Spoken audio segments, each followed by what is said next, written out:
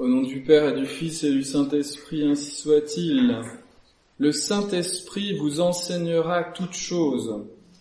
Quand viendra cet esprit de vérité, il vous enseignera toute vérité. Dans son dernier discours, avant sa passion, notre Seigneur Jésus-Christ promet à ses apôtres cette venue du Saint-Esprit, comme nous venons de le lire dans l'évangile d'aujourd'hui, mais il la promet plusieurs fois, et en insistant sur ce fait. Il vous enseignera toutes choses, il vous enseignera toute vérité. Ce qui s'est produit le jour de la Pentecôte, c'est ce que notre Seigneur Jésus-Christ avait promis, cette venue du Saint-Esprit qui vient dans les apôtres et dans les disciples également qui étaient présents, leur enseigner, chacun selon leur mission, chacun selon leur fonction, leur enseigner toute vérité.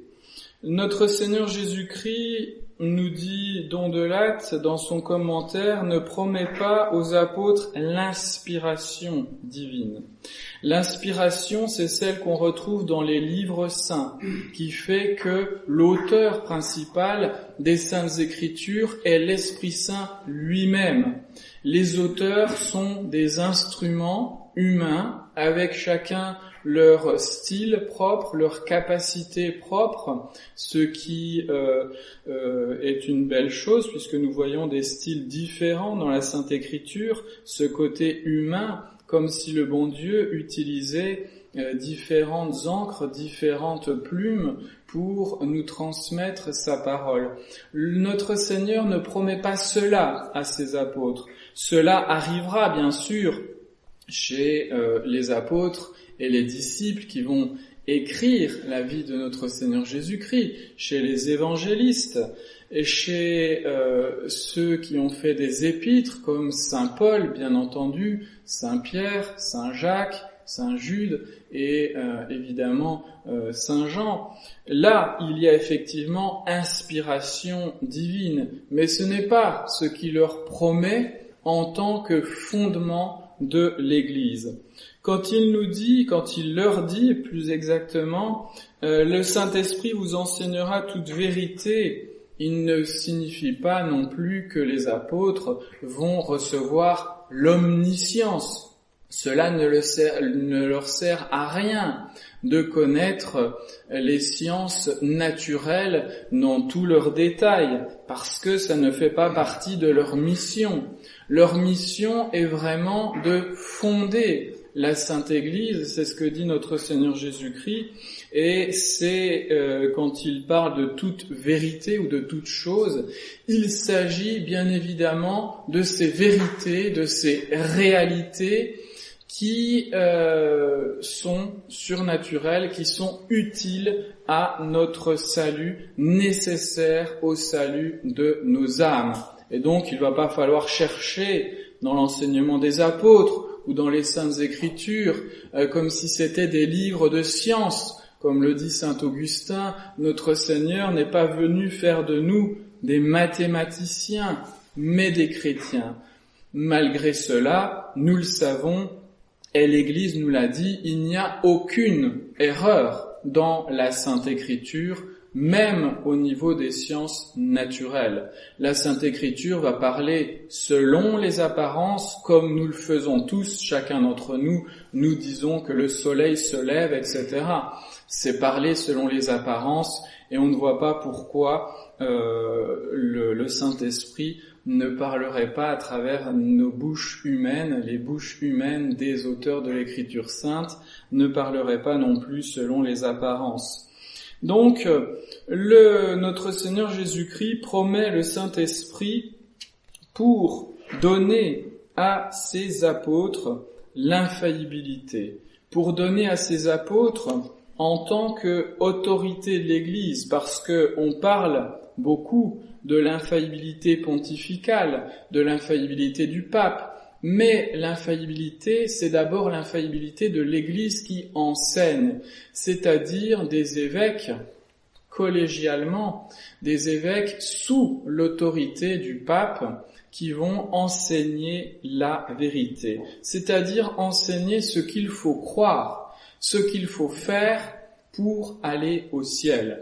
Et tout ce qui va être connexe, nous disent les théologiens, avec ces vérités. Donc s'il y a des vérités d'ordre naturel qui sont immédiatement connectées aux vérités d'ordre surnaturel, évidemment, là aussi, l'Église est infaillible. On pense par exemple à l'existence de Dieu. Oui, l'existence de Dieu, c'est une vérité d'ordre naturel.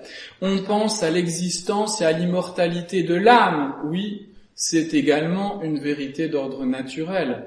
Ce sont les plus importantes d'ailleurs pour nous, parmi les vérités d'ordre naturel, et l'Église va se prononcer bien sûr là-dessus, puisqu'elles sont immédiatement connectées à notre salut.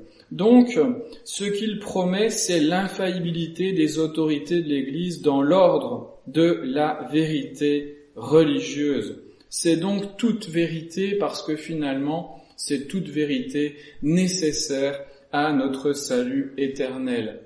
Donc nous voulons vivre sous l'influence du Saint-Esprit et par le baptême, nous avons été mis par le bon Dieu sous l'influence du Saint-Esprit.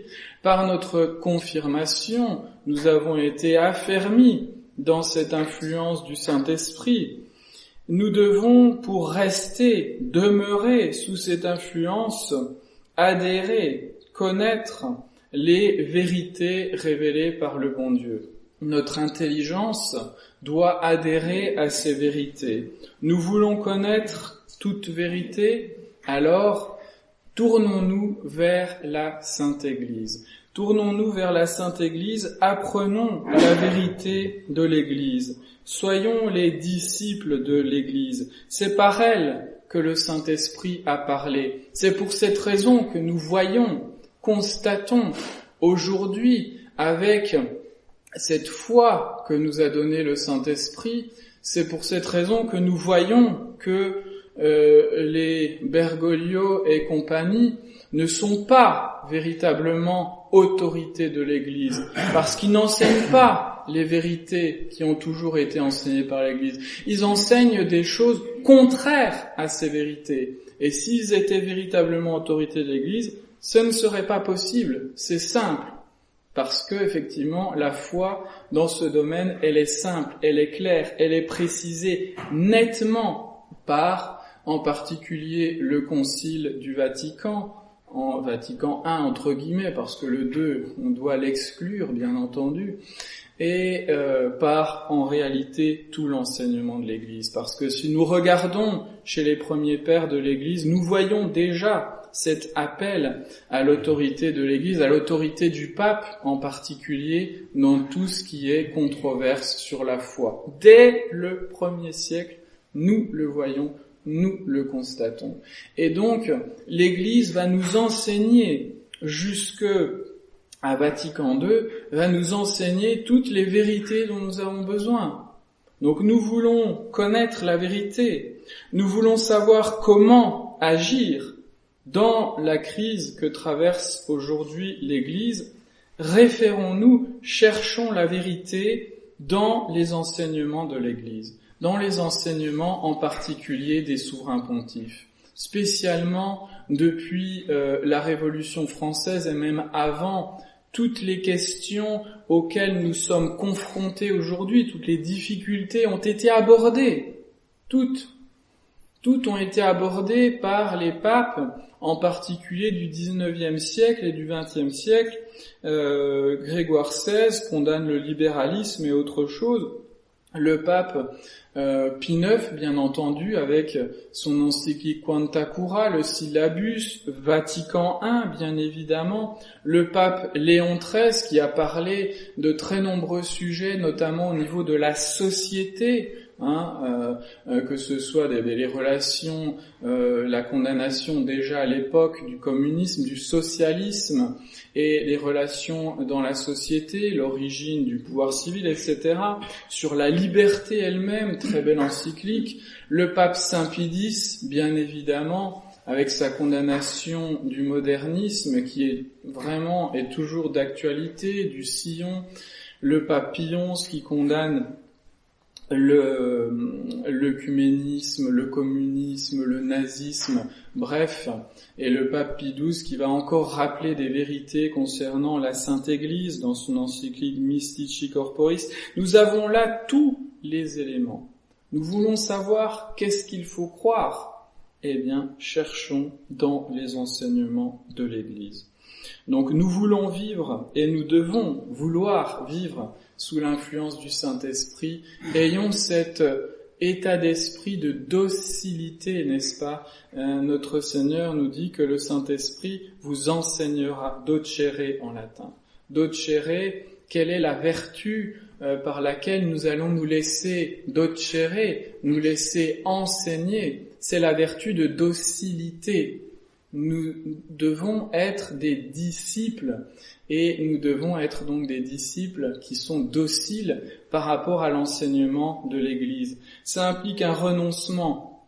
Celui qui veut être mon disciple, celui qui veut apprendre quelque chose de moi, il doit se renoncer à lui-même, prendre sa croix et me suivre. Il faut renoncer à nos idées propres en premier lieu. Parce que si nous voulons vivre correctement, vouloir correctement, aimer correctement, nous devons d'abord connaître correctement. Je vous le répète tellement souvent que vous le savez, rien n'est voulu qui ne soit d'abord connu. Si nous voulons agir correctement, il nous faut connaître toute vérité, ces vérités enseignées par le Saint-Esprit, non seulement dans les Saintes Écritures, mais enseignées par le Saint-Esprit à travers le charisme d'infaillibilité des autorités de la Sainte Église à travers tous les siècles, jusque, évidemment, à Vatican II, où il y a cette forme d'éclipse, mais toujours la possibilité, bien entendu, d'avoir de véritables autorités de l'Église. Donc, soumettons notre intelligence à la foi de l'Église. Renonçons à nos idées propres pour suivre les idées de l'Église. De cette manière, nous pourrons aimer notre Seigneur Jésus-Christ convenablement, parce que nous le connaîtrons convenablement. Nous pourrons aimer notre Seigneur Jésus-Christ parce que nous connaîtrons nos devoirs, non à partir de nos idées propres, mais à partir de la Sainte Église. Et la Sainte Église, c'est le Saint-Esprit. Le Saint-Esprit, c'est l'Esprit de vérité. Le Saint-Esprit, c'est l'Esprit du Père et du Fils. C'est Dieu lui-même. Et donc, si nous voulons aimer Dieu, il nous faut obéir à Dieu. Il nous faut croire ce que Dieu nous a enseigné et vivre selon ce qu'il nous a enseigné. Au nom du Père et du Fils et du Saint-Esprit, ainsi soit-il.